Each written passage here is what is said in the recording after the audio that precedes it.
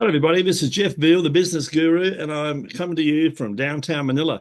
And I've got a very interesting guest today from the other side of the world. He's got a pretty remarkable story.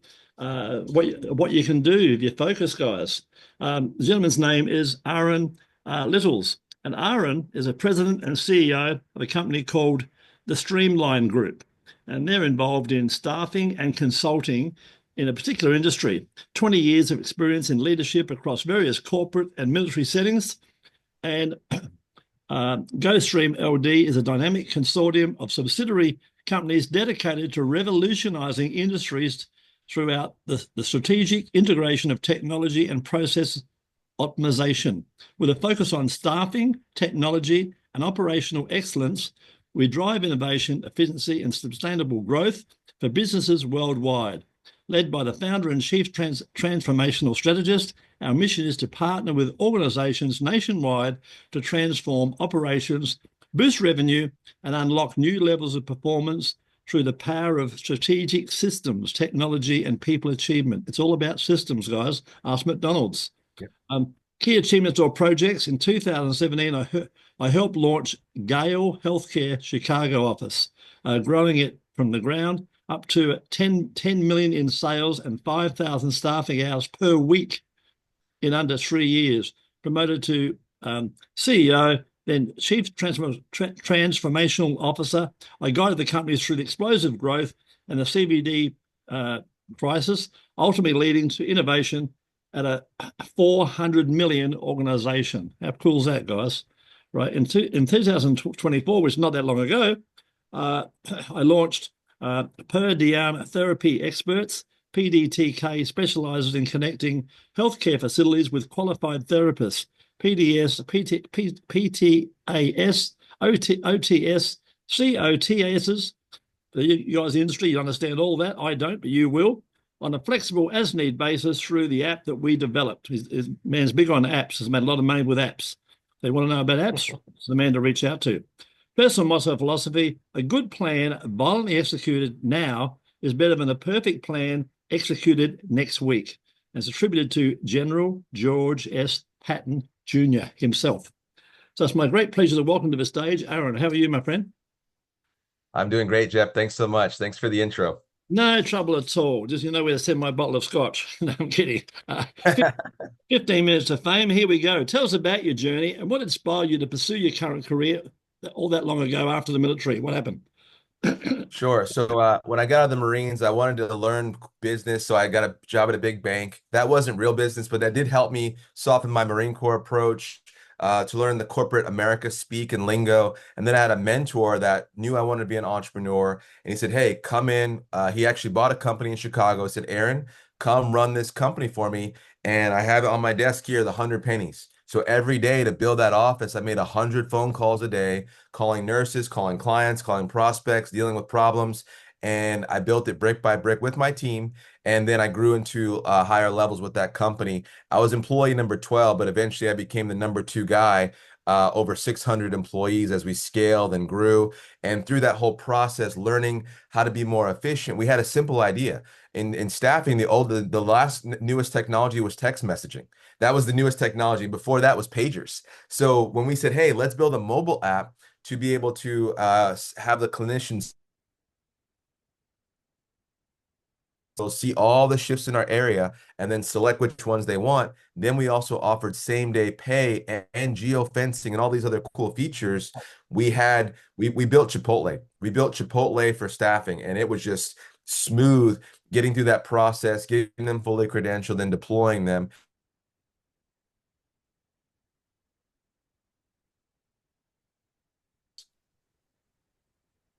Tell me, did COVID help you or hinder you guys? It's a little bit of both. So I advise growth, but explosive growth like that, where we had a decision point. We were cranking at about 200 million in revenue. And we Wow. said, hey, do we slow down here? Do we slow down here and fix the infrastructure? Because we were onboarding 20 recruiters a week. We had 400 employees. And it's like the culture, the systems, the procedures, we didn't have enough time to bake middle managers. You see my point, Jeff? It was like, so that explosive growth, we said, let's go. we'll clean it up later. And we put the pedal down to the metal, and we kept running and gunning, and we kept gathering more revenue, but it made for a little bit shaky foundation. So when the pandemic softened, we had leaders that didn't know how to do the 100 pennies because they had been in a COVID environment where clients were calling us. Yeah. So that was where it was a hindrance because I didn't have time, and I didn't know how to grow and develop at the same time. And that was a learning for me that I'll fix the next time around. But I think that's where it was a little bit of a hindrance, where if we said, hey, we're going to still grow methodically, we would have only capped out at about 250 million, but I think the company would have been in a better spot long term. That's the only thing you kind of look back on, is that we just didn't build out that infrastructure Yeah. with the hyper growth. It's hard to do both. Yeah, culture is a must. It's like building on a swamp otherwise, isn't it? You're on shaky ground. You got to Absolutely. get that foundation right, and you can go as high and as big as you want to. What's been the most challenging aspect of your work over the years, and how have you overcome it? The healthcare staffing industry is really challenging. It's all fragmented. So 10 years ago, we would all go to Netflix and watch Netflix. That was easy. Now there's 100 channels. So we go to Apple TV or to Amazon Prime or to a smart TV, and that's an aggregator for all your channels. Yeah. In healthcare, if I have a nurse and you have an open assignment, we don't have an easy way to communicate to each other to connect those two dots. And that's the most frustrating thing, because that patient doesn't get care. We've Yeah. got to have all this clinician data in a centralized place to say, I'll sponsor that clinician, and then some other hospital or agency can borrow that clinician. We have to figure that out to help connect the dots with patient care. So that's the frustrating part, is that we're still antiquated in how we share that clinician data to say, hey, in Tampa, Florida, there's open nursing shifts, and then there's also nurses that want to go to work, and they don't talk to each other right now. No. That's a really, really sad thing, and I'm trying to fix it. So I built a couple of different marketplaces now, where we're trying to figure out, how do we ecosystem, let's invite partners and more collaboration, and then see if we can scale it to other verticals within healthcare. Yeah. Tell us an important moment in your career that pretty much changed your direction. What happened? I think it was the first time we launched at Gale a market.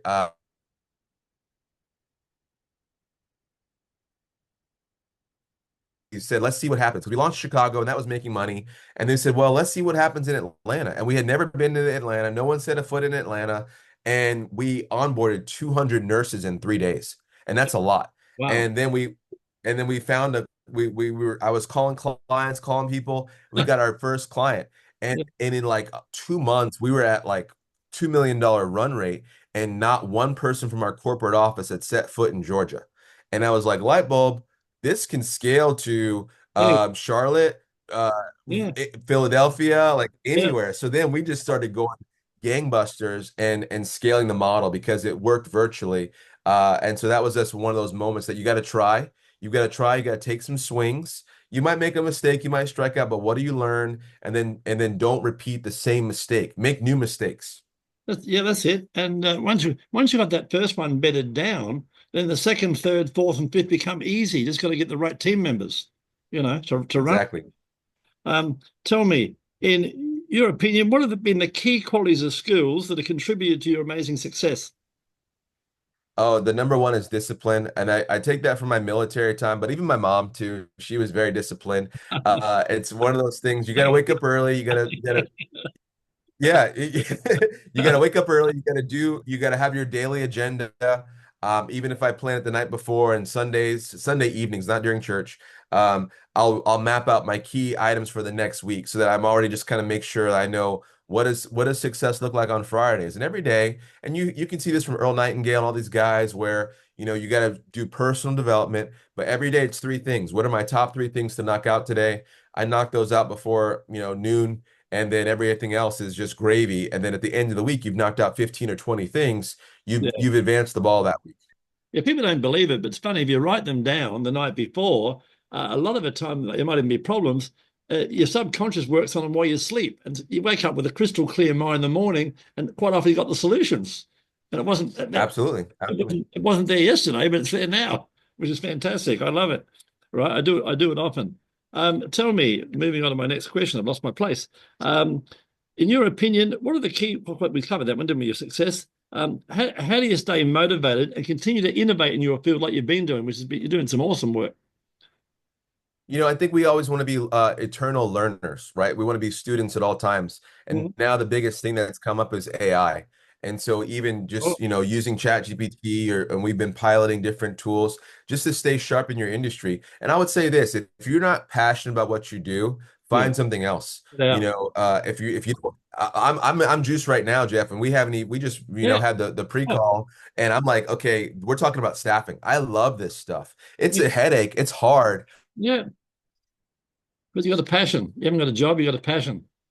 And if we can help put all those things together, then it's a win-win for both sides. And so that excites me. And so if you're not excited about it, you don't want to learn about it. But if you're excited and you want to learn, you want to see what tools are out there, what resources, Absolutely. and then what can you make? Where's the gap? And that's where I've made a little bit of success is Awesome.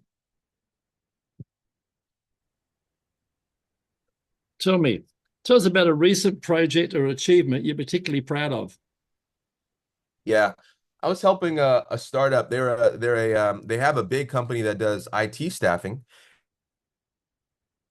And they said, hey, Aaron, we want to diversify because of AI. We want to diversify from IT to healthcare. And so we helped them start a locum tenens business. I helped them sign a partnership agreement to get them access to tens of millions of dollars of business. They've Wow. hired a recruiter in the US and then now 6 recruiters in India. And then we're looking at hiring a few more people. I gave them a healthcare consultant just for my connections that is an expert in the locum tenens space. And now they're well positioned in 2026 to go capture all those needs and open jobs and then continue to have a snowball effect because doctors actually generate revenue. So you really want to have a doctor in place because then there's all trickle down work for nurses and therapists and everything else. But you really want to have that doctor slot filled to have the tailwind of all the things that the doctor diagnoses and the pharmacy. So helping that company build that locum tenens business in just 6 months was pretty rewarding. Yeah, nice, nice. Tell me, you met a 20-year-old version of you. He's just out of uni, he's a male or female, and they come to you and they say, Aaron, what do you think I should do with myself? What would your advice be? Oh, I would say learn how to talk to people. Yeah, As much as there is AI, if you can't talk to people, if you can't communicate, you're gonna have a hard road. I think Toastmasters, I think learning sales, learning recruiting, all those things are very transferable skills that can yeah, work in so many different industries that if absolutely. you can talk and be bubbly, I found school teachers that had a heart to teach and train, and I Yeah, made them recruiters because they were good at communicating, they were yeah, good at explaining, yeah, and then they would help those clinicians get through the onboarding process, which could be quite rigorous with healthcare. And so you got to find where those people's transferable skills are. But if you can communicate well, if you can recruit people or sell something, and then be confident when you speak, those are skills that will help you in almost any career. yeah, love it. And I'd add to that, I'd say get a mentor, get a mentor like Oh, yourself sure. and take 5 or 10 years off the journey. You've made a lot of the mistakes and you can advise me what not to do and which directions to go, you know. And Yeah, I've had people reach out on LinkedIn and then said, hey, would you mind a call once a quarter? Sure. Let's jump on a 15-20 minute call once a yeah, quarter. I don't care. Sure. virtual You comp. know? Yeah, that's it. Yeah. Be a giver, not a taker. That's how it is, you know. Looking ahead, what are your goals and aspirations for the future? You've done so much already and you've still got big dreams, I'm sure. Yeah, I really want to make an impact on the healthcare staffing problems and seeing how do we unify Get that it all together. ecosystem more. That, Yeah. that's gonna be the crown jewel over the next 3 years. I think if I can figure out how to pull that off with a bunch of partners and a bunch of help, because again, those are patients that are suffering. We see that the costs are rising for healthcare in America, and I don't think it has to be that way. I think there could be some alternatives if we're more efficient, leveraging all this technology and all these different things that we have to communicate more. That'll be my next goal. You do it well. You got an awesome, as you've probably been told before, you got an awesome voice for radio. You'd be a star. You should get your own radio show or even a podcast. That's another thought for you. Get a podcast on specializing in your industry.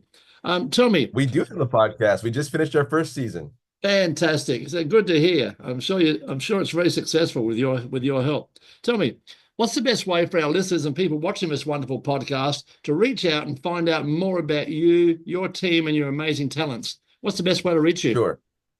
So the easiest way is I live on LinkedIn, so you can always find me there. I have an open profile, so send me a message. If you want to send me an email, it's aaron@gostreamld.com. I also speak a little bit, and you can check out my motivational stuff at aaronlittles.com as well. And you can email me there at aaron@aaronlittles.com. I love to inspire the next generation and also give people the military mindset with real world execution. So I hope that helps translate for any business, any industry. How do you get those processes in place to take your organization to the next level? Really nice. And guys, this 15 minutes of fame, it's just like talking to a friend, as you can see. Think about it. I want you to think about this carefully. If you would have done a TV commercial in your town, it'd cost you $20,000 plus. And what would happen when the TV commercial comes on? People jump up and grab a beer, they grab a hot dog, or they go to the toilet. They miss the whole darn thing. If you did 10 radio spots in your city, you're probably looking between $3 and $5 grand. What happens? They play them at 1 or 2 o'clock in the morning when people are asleep. Come on, 15 minutes of fame. We'll turn the whole thing into a little mini movie all about you, as we're going to do with Aaron. And what happens with that, we put it across Quora, Reddit, LinkedIn, Facebook, our Facebook group of 6,500 entrepreneurs, and more importantly, YouTube, with all the social media links, which can potentially put you in front of hundreds of prospects. So there's the offer, guys. Come and reach out. Come and get your 15 minutes of fame. It's really, really easy. It's like I said, it's like talking to a friend. Aaron, before we let you go, we can't let you go without finding out. Tell us a fun fact about yourself that most people do not know. Oh, you know what? When I was at the Naval Academy, even though it's a bunch of tough men and women, I was on the cheerleading team. So I got to go and cheer on Navy from the sidelines, throwing the girls in the air. So that was a fun team. I was on the cheerleading team at the Naval Academy. Yeah, I've never seen anyone drop anyone. Do you ever drop them?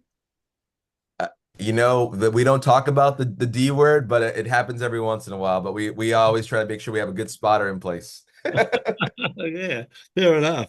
Awesome. You've been an awesome guest, my friend. Any last words?